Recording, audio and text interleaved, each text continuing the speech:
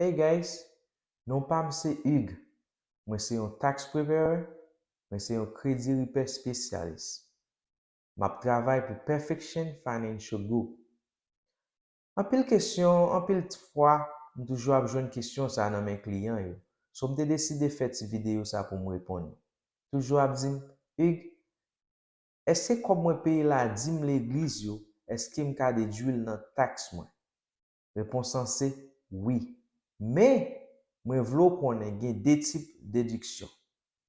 Premye tip deduksyon se standard deduction ki se standard deduction.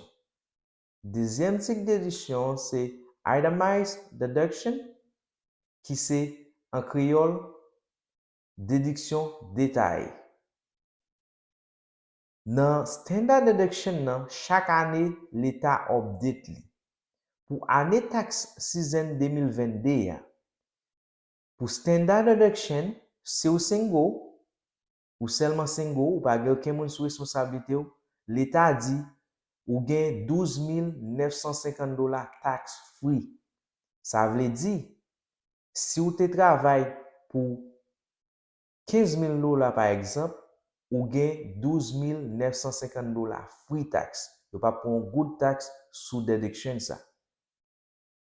Et si ou head household, ça veut dire sous bon moun sous responsabilité ou, standard deduction ou, c'est $19,040.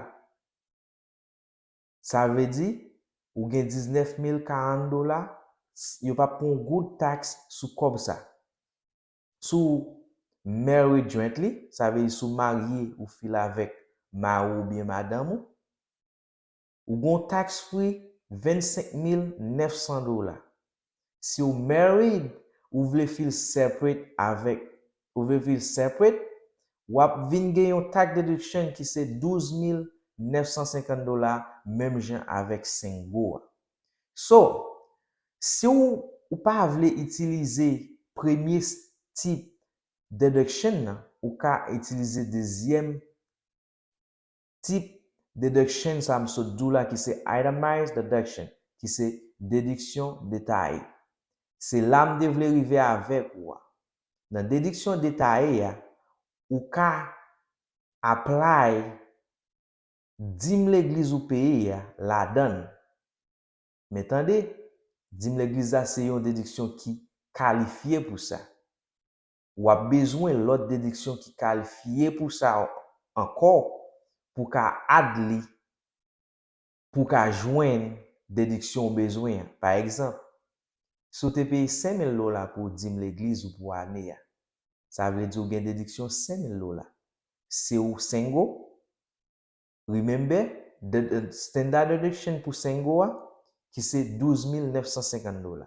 Ça veut dire, si seulement déduction sont gagné, pour comme si c'est l'église là seulement gagné, c'est dim nan seulement gagné, automatiquement l'État apprend à boire de standard deduction.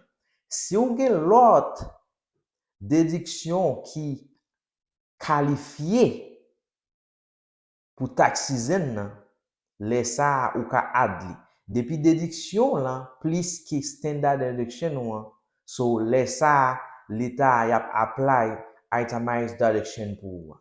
Ça veut dire, m'vlo comprendre, pour déduction itemized deduction là, pour déduction détaillée apply faut que li pi gros que standard déduction,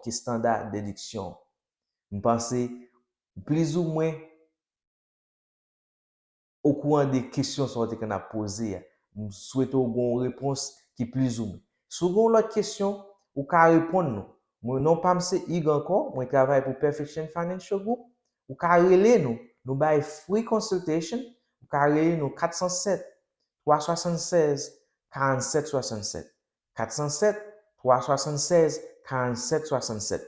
Ou bien ka visiter nous sur website nous www.pfglife.com.